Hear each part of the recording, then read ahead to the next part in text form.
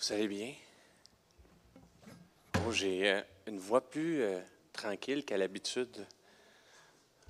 Mon épouse aimerait que j'aille cette voix-là à la maison un petit peu plus souvent.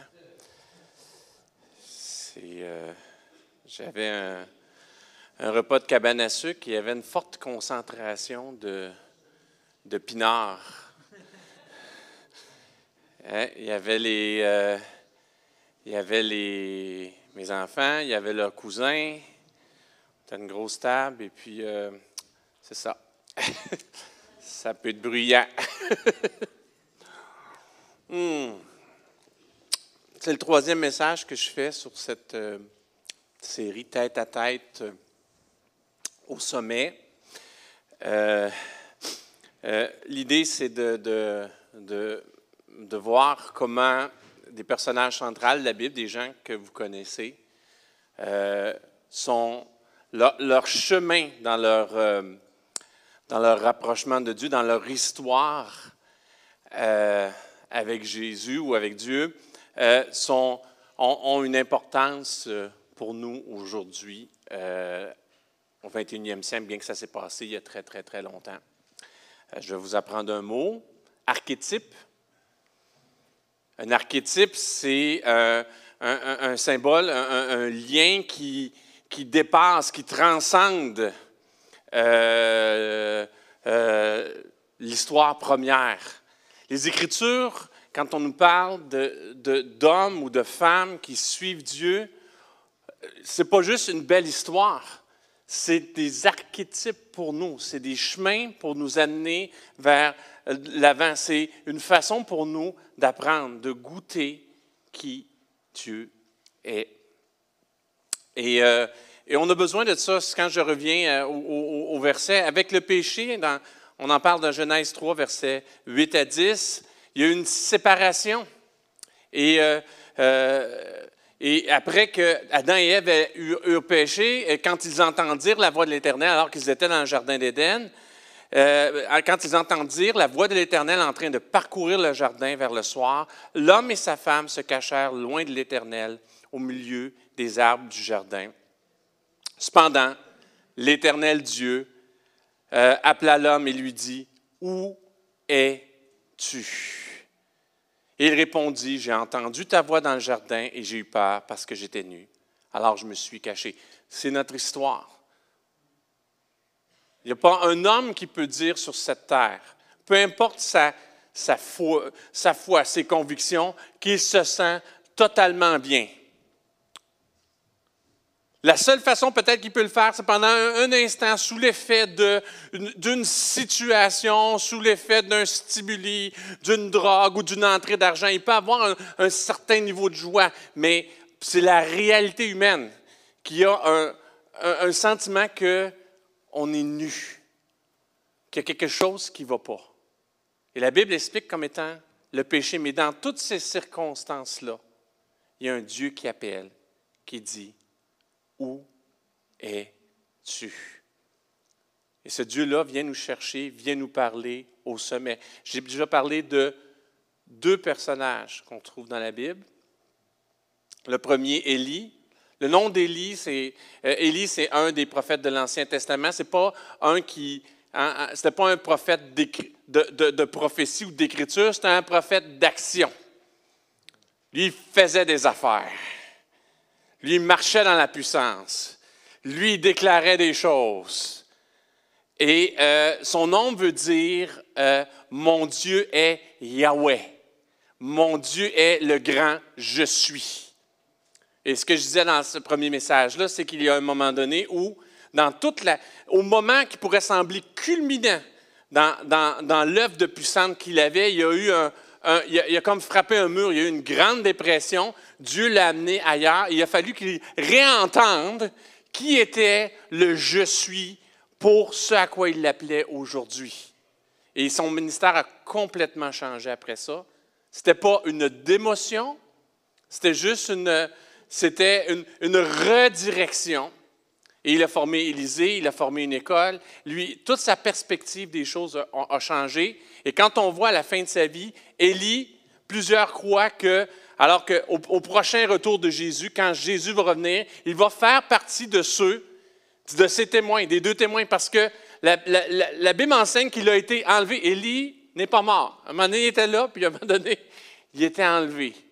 Parce qu'il a marché dans cette notion-là de « Mon Dieu, c'est le grand je suis. Je vais entendre ce qu'il me dit aujourd'hui. » Et c'est mon désir pour vous. Ça, c'est un archétype. De la même façon que Dieu a parlé à Élie, Dieu nous parle comme groupe, comme Église, et Dieu te parle aussi comme personne, comme individu. Il veut être le grand je suis. Est-ce que tu vas prendre le temps de l'écouter? Est-ce que tu vas être comme Élie à la montagne, entendre qu'est-ce qui se passe, j'entends plein de choses, et entendre que finalement Dieu est dans le murmure et dans la douceur, et prendre la direction que Dieu veut que tu aies dans ta vie. Trop de gens, trop de personnes restent dans l'habitude du ministère. Il n'y a rien de plus attristant. Dernièrement, j'écoutais une prédication d'un pasteur que je connaissais, d'un enseignant, de quelqu'un qui a une longue histoire, un long ministère, et j'écoutais, et je me dis, mon Dieu, c'est un voyage dans le temps que je fais là. J'entends la prédication qu'il a fait il y a 20 ans ou 15 ans de cela. Le même discours, les mêmes choses, les mêmes intonations, et c'est comme si il a oublié d'entendre le grand je suis. Il reste dans l'habitude de comment Dieu s'est manifesté dans le passé. Ce n'est pas mon désir pour vous. Soyez ouverts à ces choses-là. Deuxième personne qu'on a parlé, c'est le fameux Saul de Tarse, qu'on connaît sous le nom de Paul. Comment Dieu le conduit d'une façon tout à fait particulière. Et Dieu a un bon sens de l'humour, parce qu'il a pris quelqu'un de très religieux, de très intelligent, de rempli de capacités, qui s'opposait violemment à lui, qui faisait emprisonner et qui était même là quand on a lapidé un des disciples, qui était en fait celui qui gardait les manteaux. Il prend cet homme-là, dont son nom est Saul. Saul qui fait référence à sa descendance judaïque, qui fait référence à le premier roi d'Israël, Saül. Il prend cet homme-là et sur le chemin de Damas, il change sa vie. Et le passage fondamental de sa vie, il en parle après tous ses écrits, il parle d'une situation où il a prié Dieu et Dieu lui a dit, il a demandé, est-ce que je pourrais être... En gros, lui, il est bien quand il est fort, et Dieu lui a dit, non, je vous paraphrase. Je vais me glorifier dans ta faiblesse. Il se fait appeler Paul. Peut-être les Romains ne savaient pas qu'est-ce que ça voulait dire Saul. Mais les Romains, Paul, c'est un prénom latin, savaient très bien ce que ça voulait dire Paul. Il se fait appeler petit. Il se fait appeler faible. Et c'est quelqu'un qui a grandi dans sa petitesse et sa faiblesse, alors que Dieu se glorifiait à travers toutes les tribulations. C'est quelqu'un qui a été emprisonné, c'est quelqu'un qui a été lapidé dans une ville et qui est retourné après. On a prié pour lui, il s'est relevé, il est retourné après. C'est quelque chose de grandiose, incroyable. De Saul à Paul. Et encore aujourd'hui, ne voyez pas votre faiblesse comme un obstacle. Ne voyez pas votre manque de force comme un obstacle. Dieu encore se glorifie à travers nos faiblesses. Et aujourd'hui, je vais vous parler d'un autre archétype. Et je pense que c'est l'archétype le plus universel pour l'Église, pour le corps de Christ. Je pense que tout le monde peut se retrouver dans la personne que je vais vous présenter. Et c'est Pierre. Je vais vous parler de la révélation fascinante de Pierre et de ce qu'elle nous apprend sur nous, sur notre relation avec Dieu et sur la mission de l'Église. Je vous avertis d'avance, disposez vos cœurs parce que je vais ouvrir la porte à la fin du message pour une touche du Saint-Esprit. Il y a un crescendo dans ce message-là et la réponse, c'est l'Esprit de Dieu. Que vous puissiez disposer vos cœurs dès maintenant, dès le début de ce message, à entendre ce que Dieu vous dit, à être ouvert à l'Esprit de Dieu dans vos vies. On est une église de Pentecôte. Vous savez, quand on déclare le Père, le Fils, le Saint-Esprit, le Fils a ouvert la porte au Père à travers son sacrifice à la croix, mais le Saint-Esprit nous rend capables d'être son Église aujourd'hui. Il n'y a pas une histoire plus grande que celle de Pierre. Pierre, c'est l'archétype de ce que Dieu veut faire dans l'Église. Il y a une raison pourquoi il est à la tête des apôtres. Ce n'est pas ses qualités, ce n'est pas ses ressources, Pierre avait de nombreux défauts. Avait un certain leadership, de nombreux défauts, de grandes limitations. Mais c'est quelqu'un qui a su saisir ce que Dieu voulait faire avec lui. Et je vous dis, il n'y a pas plus grand symbole que Pierre. Et je pense que souvent, nous, comme protestants, à cause du fait que l'Église catholique s'est un peu approprié la notion de la descendance de Pierre, cette notion-là que l'Église catholique a comme pris comment je vous dirais, un monopole sur Pierre, on s'en est un peu éloigné et on n'a pas compris, ou on n'a pas saisi toute la grandeur de ce que Dieu voulait faire à travers ce symbole-là, à travers cet archétype-là qu'est Pierre. Comment il nous parle aujourd'hui de Simon à Pierre ou l'appel personnel de Dieu à ce que nous puissions entrer dans la mission par la puissance du Saint-Esprit. Par la puissance du Saint-Esprit. Et je vais vous relater un peu toute cette histoire-là. Comment Jésus accompagne Pierre jusqu'au sommet, jusqu'à faire de lui l'archétype de ce qu'est et ce que devrait être l'Église aujourd'hui. Juste pour vous donner un peu le contexte, Simon, c'est une variante de Siméon.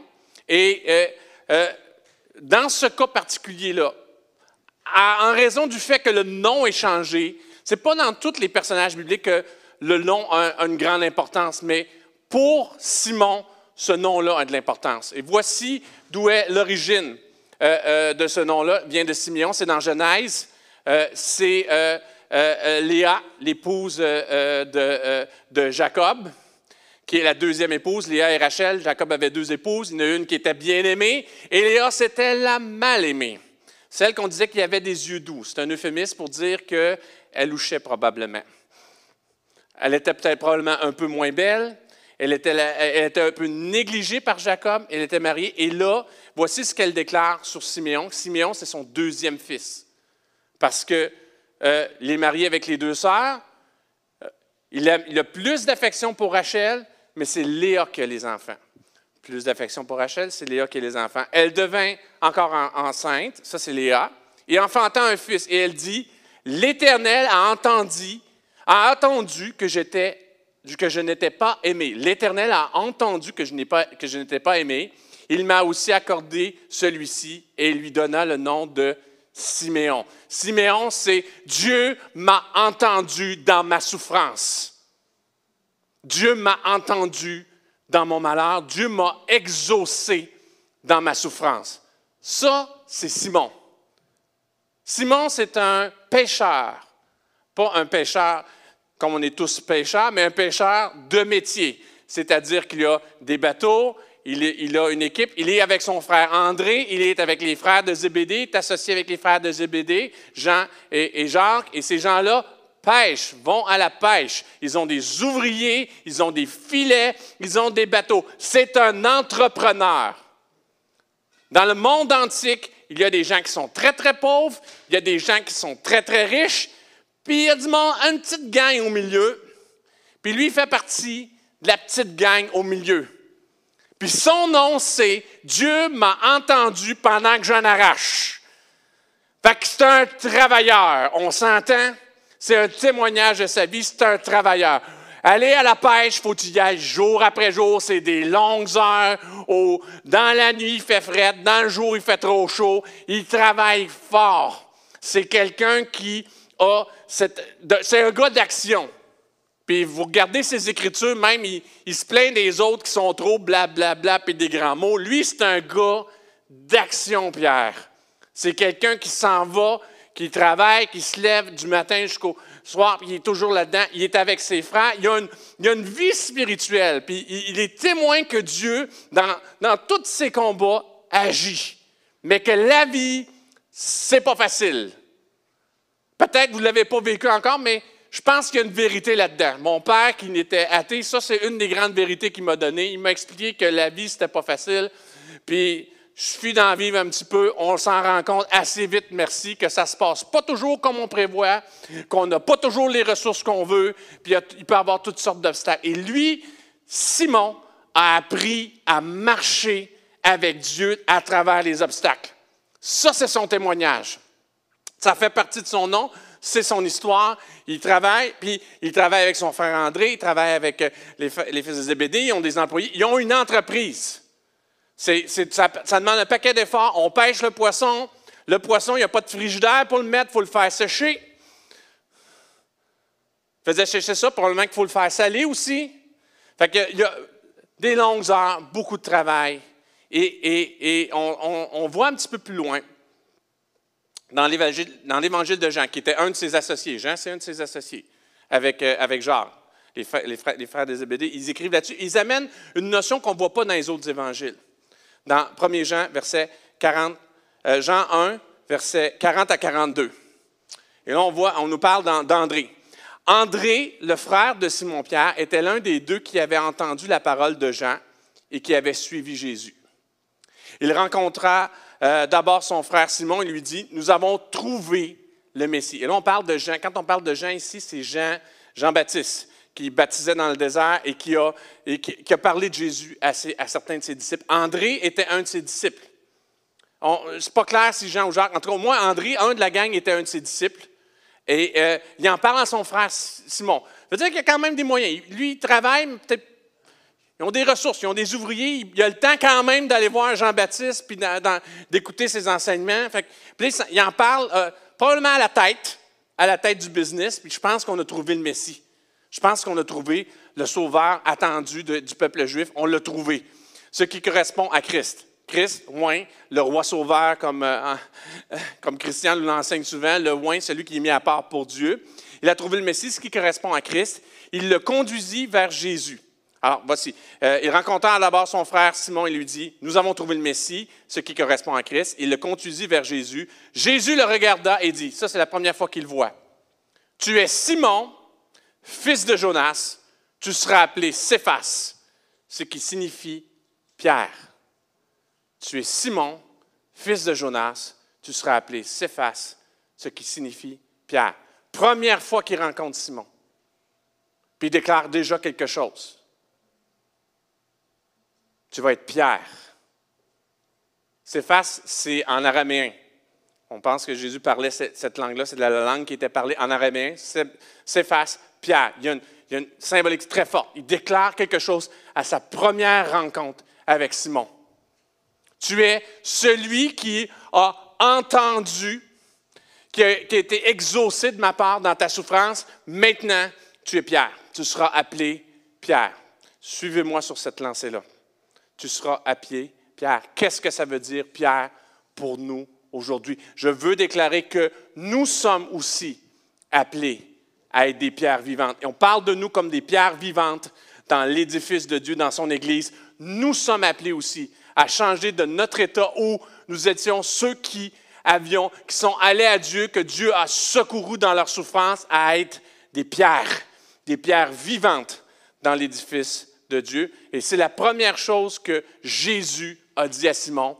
Tu t'appelles Simon, tu es fils de Jonas, tu as toute une histoire. Moi, je t'amène ailleurs. Tu seras appelé Pierre. Si on va dans l'évangile de Luc, il y a un épisode qui est très connu, l'épisode de la pêche miraculeuse. Quelqu'un qui est concret, il a besoin de choses concrètes aussi. Et voici ce passage-là dans Luc, 5e chapitre, versets 4 à 11. Luc 5, évangile de Luc, 5e chapitre, versets 4 à 11. Verset 4.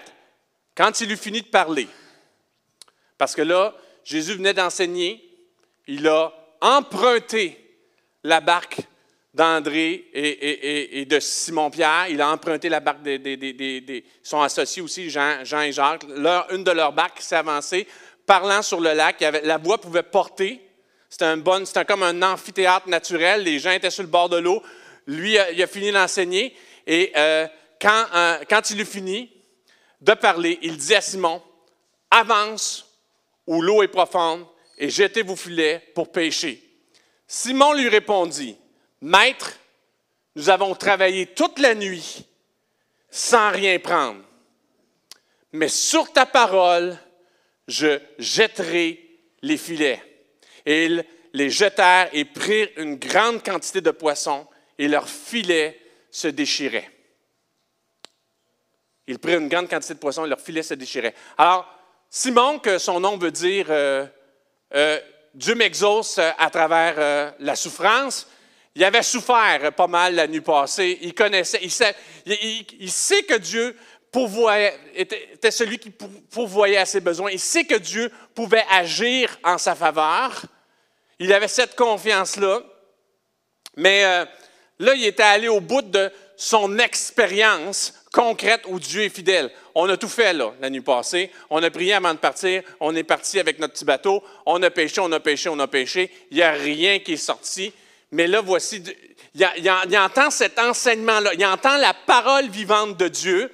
Jésus qui parle d'un Dieu complètement différent. Et tout de suite après, il dit, moi, on va faire quelque chose de concret maintenant, Pierre, que tu vas comprendre. Jette le filet à côté. Juste là. Il sait que ce n'est pas possible. Il a assez d'expérience. Il sait même que Dieu, dans sa fidélité, quand il fait des grandes choses, il n'a jamais fait quelque chose comme ça. C'est rien de ce qu'il a expérimenté. Mais il entend la parole vivante de Dieu. Il entend Jésus qui parle des merveilles du royaume. Il dit, bon, je vais le faire. Je ne me pose pas de questions. Je vais le faire. C'est un gars d'action. Il jette le filet et il prit une grande quantité de poissons et leur filet se déchirait. Leur filet se déchirait. Verset 5 chapitre 5, versets 7 à 9. Ils firent signe à leurs compagnons qui étaient sur d'autres barques de venir les aider. On est dans le trouble, il y a trop de poissons. Ils vinrent et remplirent les 2 barques au point où elles s'enfonçaient. Quand il vit cela, Simon-Pierre tomba aux genoux de Jésus et dit, « Seigneur, éloigne-toi de moi, parce que je suis un homme pécheur. » En effet, lui et tous ceux qui étaient avec lui étaient remplis de frayeur à cause de la prêche qu'ils avaient faite. Ce n'est pas juste le miracle, c'est le moment où le miracle se passe, c'est tout le contexte dans lequel ça arrive. C'est Simon-Pierre, à ce moment-là de sa vie, ayant déjà expérimenté Dieu, ayant déjà entendu Dieu, ayant un espoir en un Messie, qui rencontre quelque chose qui dépasse complètement son entendement. Ça dépasse tout ce qu'il peut comprendre. Il n'y a rien de naturel dans ce qui se passe là. Il n'y a pas autant de poissons que ça dans le lac, dans ce coin-là. Ils n'ont jamais eu des filets comme ça. Les barques débordent. Lui, les associés, les ouvriers, tout le monde, comme on dit au Québec, on les quételle. Ils ont peur.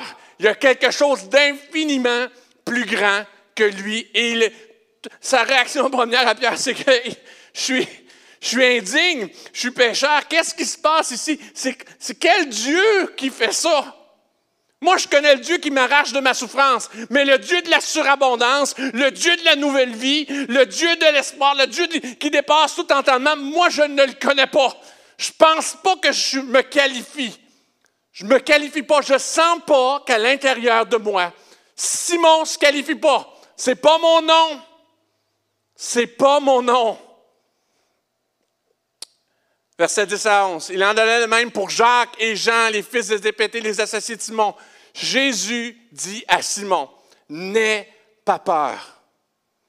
Désormais, tu seras pêcheur d'hommes. » Alors ils ramenèrent les barques à terre, laissèrent tout et le suivirent. Si on n'a pas cette compréhension-là de qu'est-ce qui se passe dans ce moment-là, ça peut sembler un peu fou que les gens partent puis ils abandonnent tout puis suivent Jésus. C'est quelque chose de profondément surnaturel qui prend place. Ça a un sens pour quelqu'un qui fait ça quotidiennement, au jour le jour, qui est très, très à terre, un entrepreneur. Ça a un sens pour lui que dit non, OK, on abandonne. Le reste n'a plus de sens. Là. Le reste n'a plus de sens. Il est prêt à le suivre. Et Dieu amène ailleurs. Il lui déclare quelque chose qui va au-delà de même sa compréhension. Parce que lui, il est bon à pêcher le poisson. Il est bon à ramasser le poisson. Et lui, il dit, je ferai de toi un pêcheur d'hommes. Quelqu'un qui va aller vers les autres. Dieu veut faire de son Église des pêcheurs d'hommes. On connaît nos petits poissons. On a nos expertises. On a nos capacités. On a ce dans quoi nous sommes confortables. Mais Dieu nous appelle ailleurs. Il peut faire de grandes choses avec nous. Avec l'aide de Dieu, on peut faire des pêches miraculeuses. Mais Dieu nous appelle au-delà des choses terrestres, des choses malléables, des choses qu'on peut tenir. Dieu nous appelle à toucher les gens autour de nous. Il veut non seulement nous exaucer dans notre souffrance, mais qu'on puisse être des gens qui annoncent qu'il y a un Dieu qui restaure l'humanité, qui nous dit « Où es-tu? Je veux être en relation avec toi » et que ce Dieu-là est accessible. Il nous appelle à être des pêcheurs d'hommes. Bon, il part.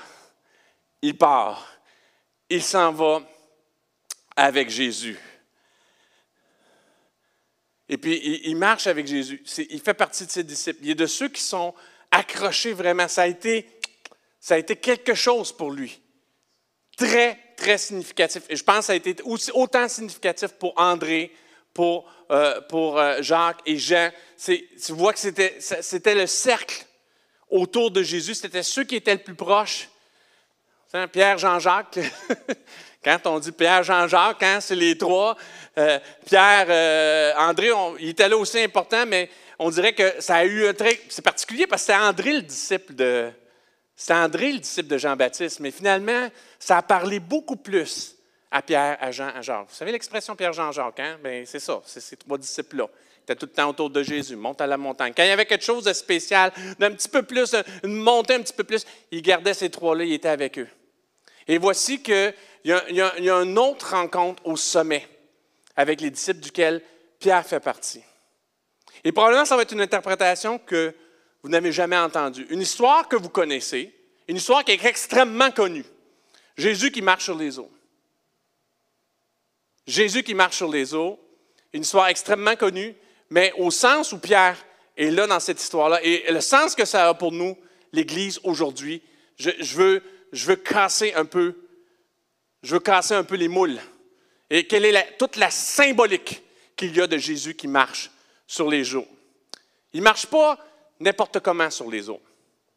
Il ne marche pas sur une belle mer calme. Il ne marche pas sur une eau miroir. Il marche sur des eaux turbulentes. Sur une mer intérieure, la mer de Galilée, dans une grande tempête, dans un grand moment de chaos. Il y a Jésus qui marche sur l'eau. Probablement qu'on ne le voit même pas de loin. Il n'est pas visible à distance. Il est juste visible quand il s'approche assez proche, parce qu'il y a une tempête qui prend place. Il y a des vents puissants, des grosses vagues, de la pluie. C'est le chaos total. Jésus était allé prier, il venait d'avoir nourri la foule. Les disciples s'en allaient de l'autre côté sur le bateau, ils sont pris dans une tempête et Jésus arrive marchant sur les grandes eaux, marchant sur le chaos. C'est une référence directe à la création dans Genèse. Quand l'Esprit se mouvait autour des grandes eaux, dans les eaux troublées, dans le chaos, c'est une référence directe au cosmos, à l'univers, au chaos pour des gens antiques, c'était une référence directe à ça. Et Jésus se tient au-dessus du chaos de ce monde, de la souffrance de ce monde, des puissances démoniaques de ce monde, du désordre, pour amener une nouvelle création. À cause du péché, on a défait l'œuvre de Dieu originelle. Mais Jésus marche sur les eaux à travers la tempête, vient vers ses disciples comme un témoignage qu'il est le Dieu vivant.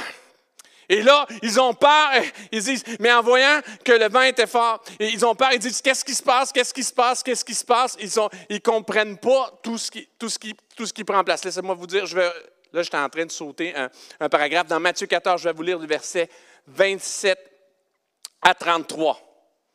Ils le voient, là. Ils pensent que c'est un esprit. Ils ont des cris. Il y a quelque chose de cosmique qui prend place devant eux. Puis Jésus leur dit aussitôt, « Rassurez-vous, c'est moi. N'ayez pas peur. » Le monde est rempli de peur.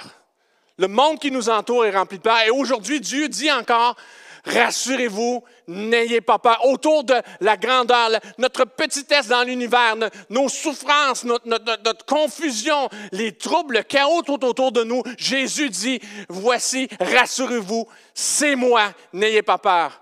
Et là, Pierre, il y a quelque chose qui saisit.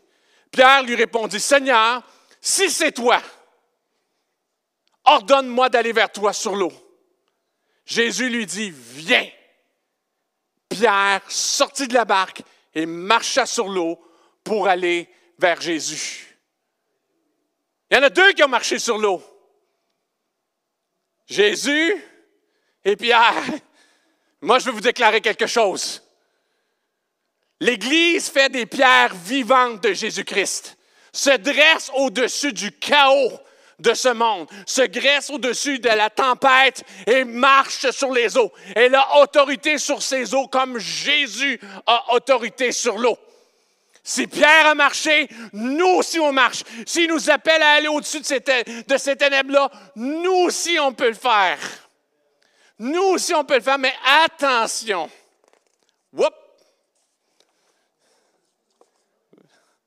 30 à 32, dans le même chapitre. Mais voyant que le vent était fort, il eut peur. Et comme il commençait à s'enfoncer, il s'écria, « Seigneur, sauve-moi! » Est-ce que vous avez déjà fait ça? Moi, j'ai déjà fait. « Seigneur, sauve-moi! » Moi, il y a des moments dans ma vie, j'étais sur le bord du précipice. J'ai dit, je ne sais pas qu'est-ce que tu peux faire, Seigneur Dieu. Il n'y a rien devant moi, il n'y a rien pour me supporter. Seigneur, sauve-moi. Ça, c'est le genre de prière que Dieu aime entendre. Il nous sauve. Il nous sauve.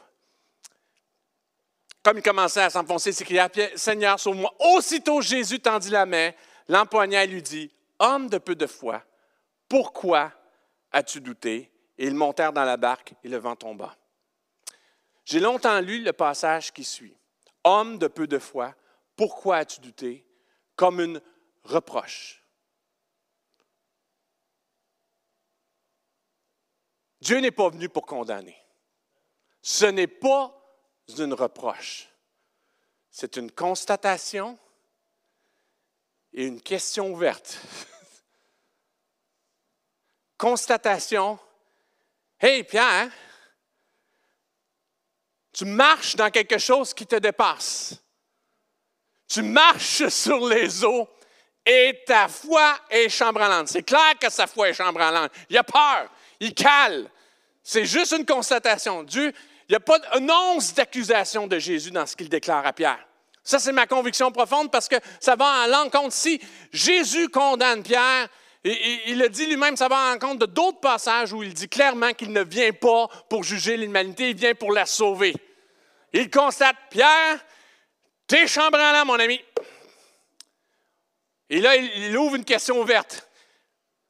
Pourquoi as-tu douté? Pourquoi? Il y a quelque chose qui ne va pas, Pierre. Pourquoi? Il ne donne pas la réponse. Il fait juste ouvrir la question. Il fait juste ouvrir le cœur de Pierre à autre chose. Pierre, c'est un gars d'action. Il est habitué on pêche, c'est moi qui prends le filet, c'est moi qui jette le filet, c'est moi qui prends la corde, c'est moi qui rame dans le bateau. On rame, on s'en va là, on jette ça. C'est moi qui sors les poissons, qui nettoie les poissons, qui fait sécher les poissons. C'est un gars d'action. Mais là, Jésus dit, il te manque quelque chose. Il était prêt à y aller, lui. Il a fait un début de foi pour dire non, ce Dieu-là, le Dieu qui est vivant, qui est à l'œuvre devant moi, je peux avancer sur l'eau, mais il manque quelque chose à Pierre. Il y a encore un petit peu trop de Simon dedans. Pourquoi as-tu douté? C'est une question ouverte. Et dans ta vie, peut-être tu te sens chambranlant. Peut-être tu te sens faible. Et il y a Jésus qui te pose une question ouverte. Il ne te condamne pas. Il t'ouvre cette question-là. Hey, pourquoi ça ne marche pas? Pourquoi tu doutes? Qu'est-ce qui se passe? Et il y a quelque chose de grandiose qui se passe. Tout de suite après, il rentre dans la barque, le vent se cesse, et ceux qui étaient dans la barque vinrent se prosterner devant Jésus en disant, « Tu es vraiment le Fils de Dieu. » C'est la première fois dans la chronologie de ce qu'on peut voir dans les évangiles que ses disciples disent de Jésus, « Tu es le Fils de Dieu. » Avant, il y a Satan qui tente Jésus dans le désert, qui dit, « Si tu es le Fils de Dieu », qui tente de le manipuler avec cette déclaration-là. Ensuite, il y a les esprits mauvais, la légion qui est chassée, qui demande d'aller dans les pourceaux, qui dit, « Tu es, qu'est-ce qu'il y a entre nous? » Qui déclare qu'il est le Fils de Dieu. Mais là, c'est dans la barque, il y a ses disciples qui ont vu Jésus prendre autorité sur la symbole de la création, du chaos de la création, se dresser autour de ça, avoir autorité sur la tempête, sur les grandes eaux, sur tout ce qui accable l'humanité. Et ils voient ça, et qui marchent et qui disent, « Tu es vraiment le Fils de Dieu. » Ça sort spontanément. Il y avait cette notion-là, c'est peut-être le Messie. On pense que... Mais là, vraiment, c'est une déclaration qui sort. C'est comme une révélation. La révélation, tu es le Fils de Dieu. Après cette barque-là, un peu plus loin, un peu plus tard, Jésus continue dans cette marche-là avec Pierre et ses disciples. Dans Matthieu 16, un petit peu plus tard, il y a une discussion avec eux. Il leur parle, qu'est-ce qu'on déclare sur moi? Qu'est-ce que les gens disent? Comment on proclame qu'est-ce qu'on déclare de mon ministère? Quelles proclamations sont faites? Alors, il y en a qui disent que tu es Élie. Il y en a qui disent que tu es un prophète. Il y en a qui disent que tu es... Il y a toutes sortes de choses, il y a toutes sortes d'hypothèses, des choses qui sont déclarées sur Jésus. Et là, Jésus, en Matthieu 16, versets 15 à 17, leur dit, « Qui? » Et il leur dit, « Vous, et vous, leur dit-il, qui dites-vous que je suis? » Simon Pierre répondit, « Tu es le Christ, le Fils du Dieu vivant. » Tu es le Christ, le Fils du Dieu vivant. Jésus, reprenant la parole, lui dit, « Tu es heureux, Simon, fils de Jonas, car ce ne sont pas la chair et le sang qui t'ont révélé cela, mais c'est mon Père qui est dans les cieux. » Là, tu peux lire quelque chose, tu dis, mais il y a 2 chapitres avant, vous l'avez tout dit, la gang, là. Vous avez tout dit que vous étiez tous dans la barque, vous l'avez tout dit que tu es pas... C'est une révélation réchauffée. C'est une chose de savoir qu'il est le Fils de Dieu. C'est une autre chose de déclarer qu'il est le roi sauveur pour les autres. Que son rôle, sa signification, son appel sur cette terre, c'est de sauver l'humanité. C'est une chose de le croire, c'est une autre chose de le déclarer. Pierre le déclare dans un petit cercle fermé.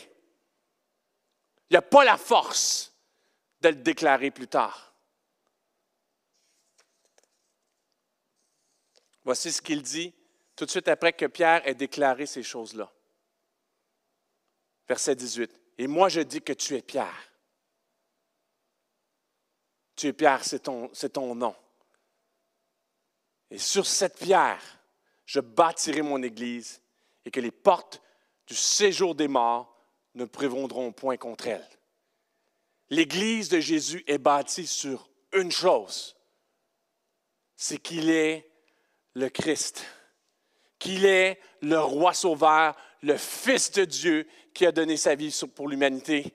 Et il est bâti non sur une notion de ce qu'il est, mais sur une déclaration de ce qu'il est, sur une proclamation de ce qu'il est pour tous ceux qui ne le connaissent pas. C'est Simon qui a eu cette révélation, qui a déclaré ces choses-là, mais il dit, regarde, il y a un changement là. Vous étiez tous dans la barque à dire que je suis le Fils de Dieu, mais toi tu dis, regarde, c'est ce qu'on doit déclarer au monde autour de nous, que tu es le Christ, le Fils du Dieu vivant. Et ça, c'est ton identité transformée de celui qui a été sauvé, secouru dans sa souffrance, à celui qui est une part vivante de l'Église de Jésus-Christ, une part de mon cœur, une pierre. C'est sur cette pierre-là que je bâtis mon Église, sur cette pierre-là, sur cette déclaration-là.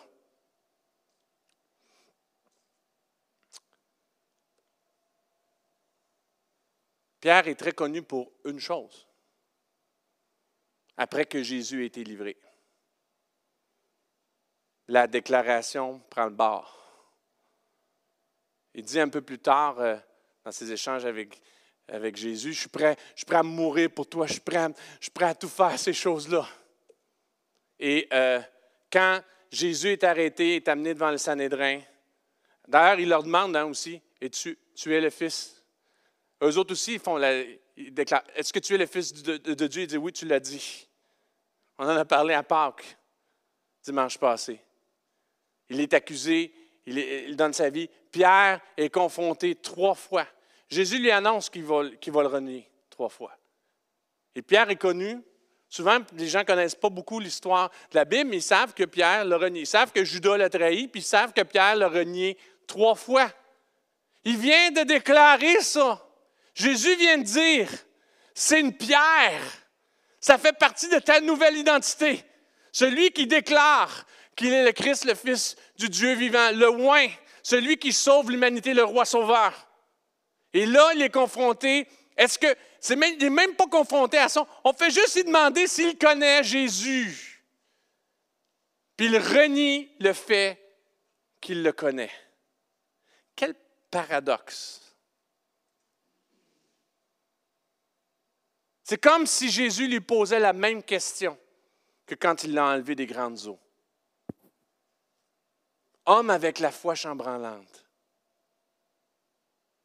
pourquoi as-tu douté? Qu'est-ce qui te manque? Qu'est-ce qui te manque?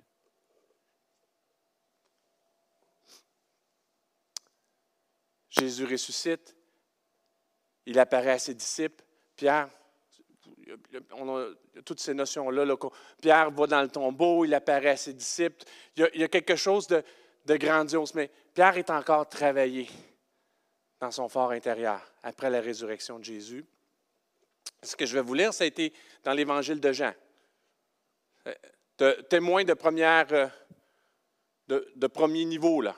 Ce n'est pas une histoire que Jean était présent dans cette histoire-là. Jean connaissait cette histoire-là. Jean, c'est de l'associé de Pierre, de Simon-Pierre, associé d'André, avec son frère Jacques. Jésus est ressuscité. Ils sont touchés, mais là, les gars sont travaillés, là. Ça les travaille. Il y a quelque chose qui manque. Et ils retournent en Galilée, ils retournent où ils sont. Je vais vous lire ce long passage-là dans l'Évangile de Jean, dans le 21e chapitre, du verset 1 au verset 17. Très poignant sur l'état d'esprit où est Pierre. Parce que quand Jésus lui a annoncé qu'il était pour le renier, il a dit, quand tu seras relevé, il a aussi annoncé qu'il serait relevé. En fait, Jésus a annoncé plein de choses sur Pierre dès le premier moment où il l'a vu. Il avait déjà annoncé qu'est-ce qui était pour prendre place. Il l'a déclaré. C'est juste que dans son humanité, et ça nous rassure, dans son humanité, ça n'a pas été un chemin en ligne droite. Ça n'a pas été un long fleuve tranquille. Ça a été tumultueux. Voici ce qu'on raconte de cette rencontre-là de Jésus ressuscité qui s'est fait en Galilée. Alors que Simon-Pierre, André, Jacques et Jean sont retournés à leur entreprise familiale, sont devenus des entrepreneurs parce que Jésus n'est plus là avec eux. Il n'est plus là avec eux. Il est ressuscité, mais Il apparaît, ils ont plus un maître à suivre. Jean 21, versets 1 à 3. Après cela, Jésus se montra encore aux disciples sur les bords de la mer de Tibériade. Et voici de quelle manière il se montra. Simon-Pierre, Thomas, appelé Didyme, Nathanaël de Cana de Galilée, les fils de Zébédée, c'est Jacques et Jean, et 2 autres disciples de Jésus étaient ensemble. Simon-Pierre leur dit, « Je vais pêcher. » Et ils lui dirent, « Nous allons aussi avec toi. » Ils sortirent et montèrent dans une barque. Et cette nuit-là, ils ne prirent rien. Qu'est-ce qu'on peut comprendre de Pierre qui dit, « Je vais pêcher. » Ça, c'est un homme brisé. C'est un homme brisé. Jésus avait déclaré, « Je ferai de toi un pêcheur d'hommes. » Il a vu des miracles. Il a marché sur l'eau. Mais il était juste conscient. Les petites brides de foi qu'ils ont fait, ça a juste révélé sa profonde inconstance de foi. Puis là, en bonhomme pratique, il dit, je vais retourner faire ce que je sais faire. C'est un homme brisé qui monte dans la barque. Puis il s'en va refaire ce qu'il a fait quand il a connu Jésus. Brisé. Je m'en vais pêcher. J'ai vu le roi de gloire. Il est ressuscité, j'étais au tombeau. Mais moi, je ne suis pas capable de suivre. Je suis Simon, je suis celui que Dieu exauce dans ces temps difficiles. Je ne suis pas Pierre. Je vais retourner pêcher. Versets 4 à 7. Excusez-moi.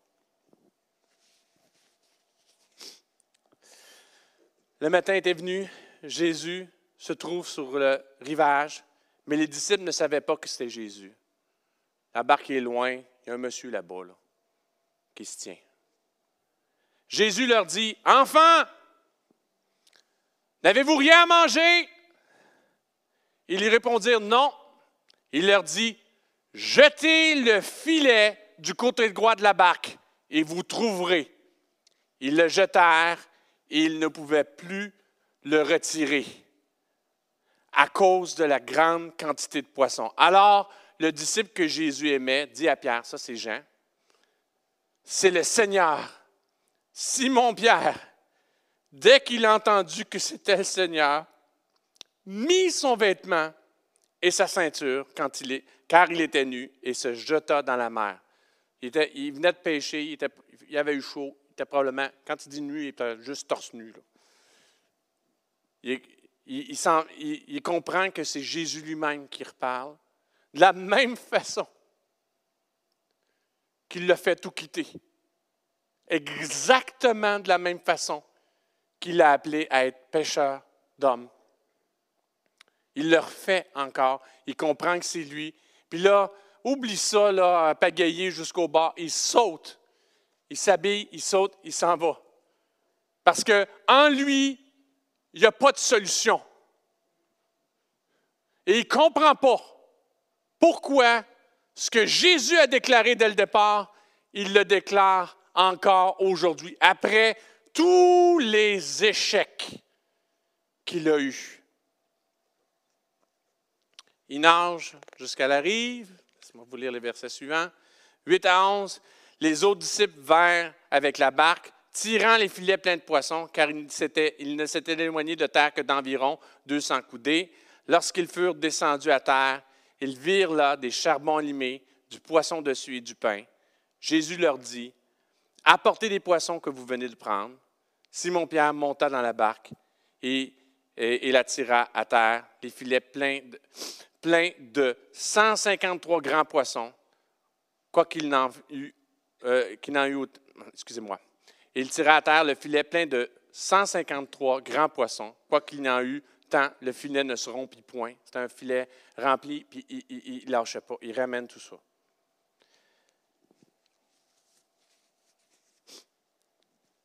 Jean 21, versets 12 à 15. Jésus leur dit, « Venez, mangez. » Comme il faisait avec eux quand il était disciple. Et aucun des disciples n'osait lui demander, « Qui es-tu? » Sachant que c'était le Seigneur. Jésus s'approcha, prit le pain et le en donnant. Il fit de même du poisson. On a fait cette scène-là aussi ce matin, le partage avec Jésus en mémoire de lui. Il le fait encore avec son Église. C'était déjà la 3e fois que Jésus se montrait à ses disciples depuis qu'il était ressuscité des morts. Après qu'ils eurent mangé, Jésus dit à Simon-Pierre, « Simon, fils de Jonas, m'aimes-tu plus que ne m'aiment ceux-ci? » Il lui répondit, « Oui, Seigneur, tu sais que je t'aime. » Jésus lui dit, « Paie mes brebis. » Versets 16 à 17. Il lui dit une seconde fois, « Simon, fils de Jonas, m'aimes-tu plus? M'aimes-tu? » Pierre lui répondit, « Oui, Seigneur, tu sais que je t'aime. » Jésus lui dit, « Paie mes brebis. » Il lui dit pour la 3e fois, « Simon, fils de Jonas, m'aimes-tu? » Pierre fut attristé de ce qu'il lui avait dit pour la 3e fois, « M'aimes-tu? » Et il lui répondit, « Seigneur, tu sais toutes choses. Tu sais que je t'aime. » Jésus lui dit, « Paie mes brebis. » Dans nos faiblesses, dans notre manquement, dans nos échecs, Dieu nous aime pareil. Il sait que nous l'aimons. Il sait.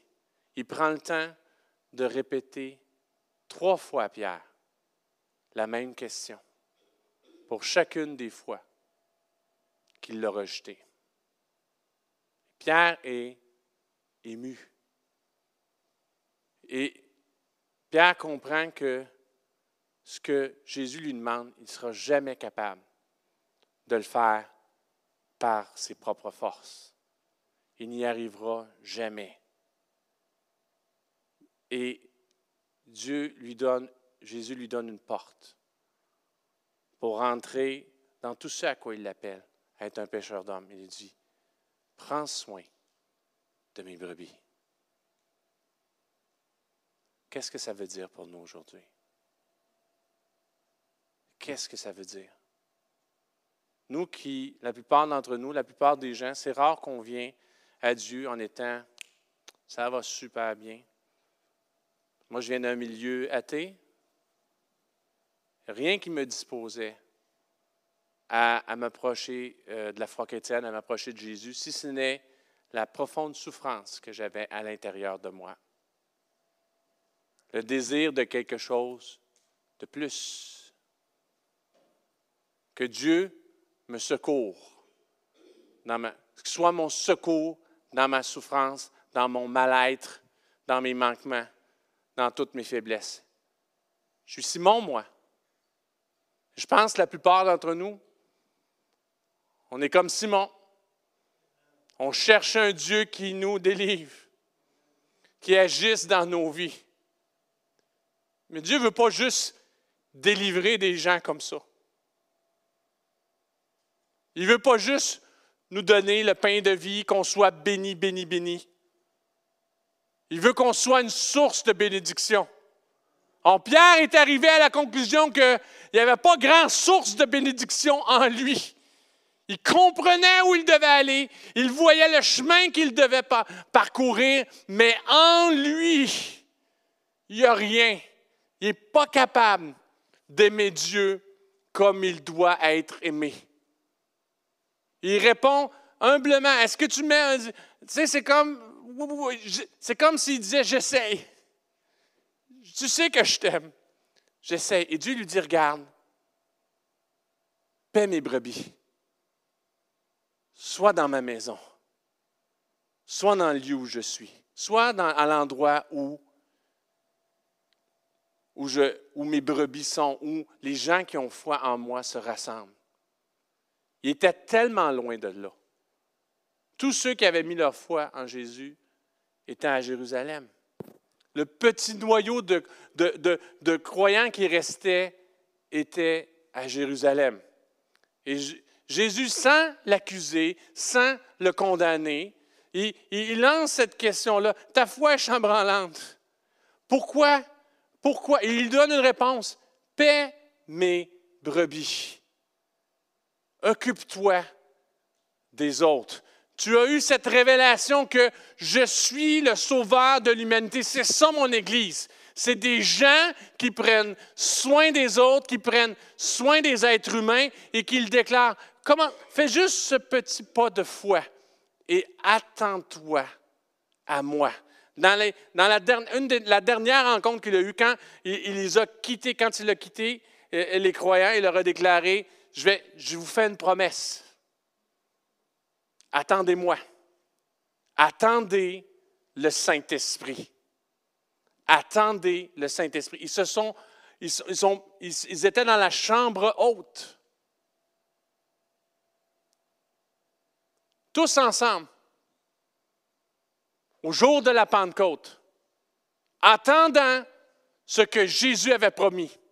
Ce que Pierre, et Pierre, si quelqu'un l'attendait, je pense que c'est Pierre qui l'attendait le plus.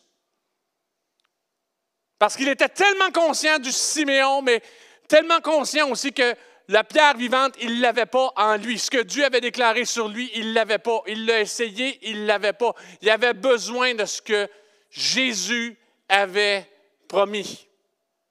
Et là, il y a un changement dans la vie de Pierre. Quand le Saint-Esprit descend sur cette foule-là, sur ce petit groupe de croyants, ils descendent. Et là, Jérusalem est transformée. Je vous paraphrase, je n'ai pas le temps de tout lire le passage, mais ils se mettent à parler dans d'autres langues. C'est un jour de fête, au jour de la Pentecôte. Il y a plein de croyants judaïques ou de gens qui ont une affinité pour le judaïsme, qui sont là dans la ville. Il y a ces disciples-là de Jésus qui descendent et qui parlent en d'autres langues, qui sont extatiques, remplis du Saint-Esprit. Et il y a quelque chose qui s'ébranle et les gens sont comme, oh, il y a quelque chose qui se passe ici. Et celui qui était incapable de dire qu'il connaissait Jésus devant 3 individus se met à parler à la foule, à faire la première prédication et à déclarer ce qu'il avait déclaré à Jésus. La pierre sur laquelle Jésus était pour fonder son Église a déclaré, il est le Messie, il est le roi sauveur, vous avez besoin de lui. Il est la réponse à tout ce que vous avez vécu, à tous vos besoins. Voici ce qui est dit dans Actes, 2e chapitre, versets 37 et 39, à la fin de tout ça. Il fait cette grande chose et il déclare après, les gens entendent tout ça et ils restent bouche bée, la mâchoire décrochante. Ça les touche, ça touche leur cœur et ils disent, après avoir entendu ce discours, ils eurent le cœur vivement touché et dire à Pierre et les autres apôtres, frères, que ferons-nous? Pierre leur dit, changez d'attitude, repentez-vous et que chacun de vous soit baptisé au nom de Jésus-Christ pour le pardon de vos péchés, et vous recevrez le don du Saint-Esprit. En effet, la promesse est pour vous, pour vos enfants, et pour tous ceux qui sont au loin, en aussi grand nombre que le Seigneur, notre Dieu, les appellera. David, est-ce que tu peux t'avancer, s'il te plaît?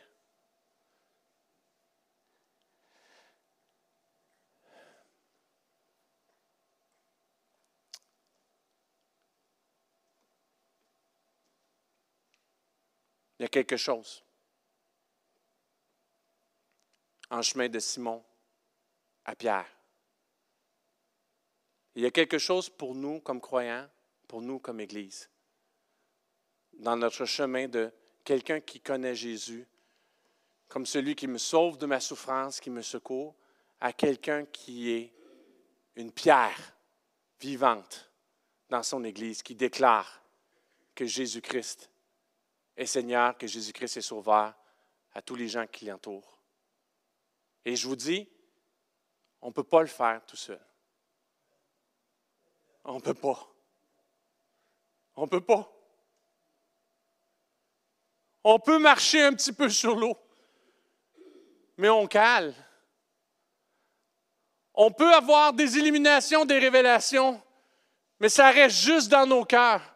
On n'a pas la force de le proclamer. Pierre est brisé au bout du rouleau, au même point. Il revient au point de départ. Lui qui était le chef des apôtres revient au point de départ. Parce que par lui-même, il ne peut rien. Il ne peut rien. Mais Jésus a dit, tu seras Pierre. C'est l'Esprit de Dieu en nous qui vient apaiser la tempête, qui vient faire sortir des pierres, des grandes eaux, des tumultes de nos vies, qui nous transforme en pierres vivantes, qui nous rend capables de faire face à nos peurs, à nos craintes, à l'intimidation autour de nous. Dieu peut faire encore de grandes choses dans son Église. Il veut faire encore de grandes choses dans son Église. Il y a plein de Simon auxquels il a dit, oui, je connais ton histoire. Carl, fils de Grégoire. Mais tu es Pierre. Tu es Pierre. Et sur cette pierre, je bâtirai mon Église. Il n'y a pas 10 000 chemins. Et gloire à Dieu que ce n'est pas par notre force. Gloire à Dieu que l'histoire de Paul rejoint l'histoire de Pierre. C'est dans nos faiblesses qu'il se glorifie. C'est dans nos faiblesses et dans nos manquements. Et ce matin, je vous l'ai dit, il n'y a pas eu de surprise. Je vous ai dit que ça finirait avec un appel à l'Esprit de Dieu. Si ce que je vous ai déclaré ce matin résonne en vous, si la notion de Dieu qui vous parle, « Hey, ta foi est chambranlante, qu'est-ce qui te manque? Qu'est-ce qui te manque? » Il y a une réponse. C'est l'Esprit de Dieu. Et je veux laisser un temps ce matin. Je ne veux pas obliger personne à s'avancer. On fait souvent ça, c'est comme un geste. Il faut que le geste fasse du sens pour toi. Faut que Jésus a fait un geste pour Pierre qui faisait du sens pour Pierre.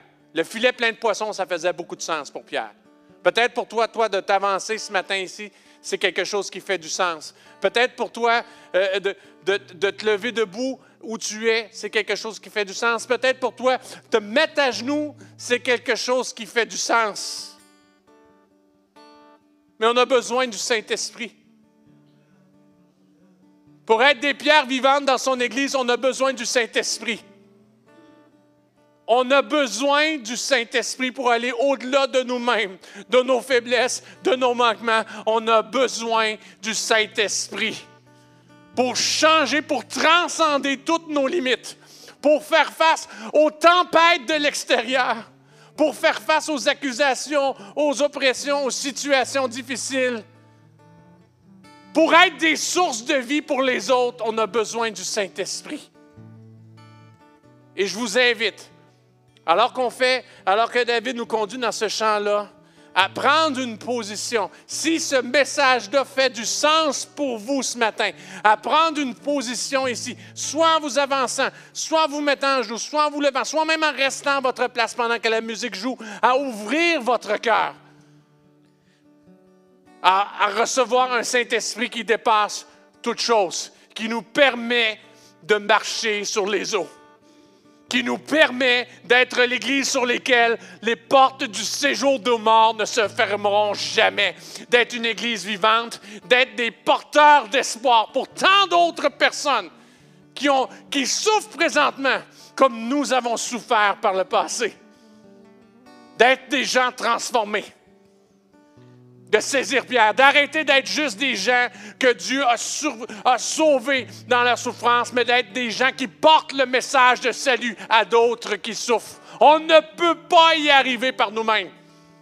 Celui qui était là à côté de Jésus, qui était là dans tous les grands moments qu'il a vécu, n'a rien pu faire sans le Saint-Esprit. C'était échec après échec après échec. Dieu ne l'accusait pas. Il ouvrait la porte au Saint-Esprit. Il disait, « Qu'est-ce qui te manque, Pierre? Ta foi est chambranlante, qu'est-ce qui te manque? » Prie, attends, reçois le Saint-Esprit ce matin. Reçois le Saint-Esprit ce matin. On va prendre un peu de temps avec la musique, avec un chant de David, et je vais faire une prière. Mais disposez vos cœurs à recevoir l'Esprit de Dieu pour être des pierres vivantes, des gens qui déclarent le message de salut de Jésus-Christ.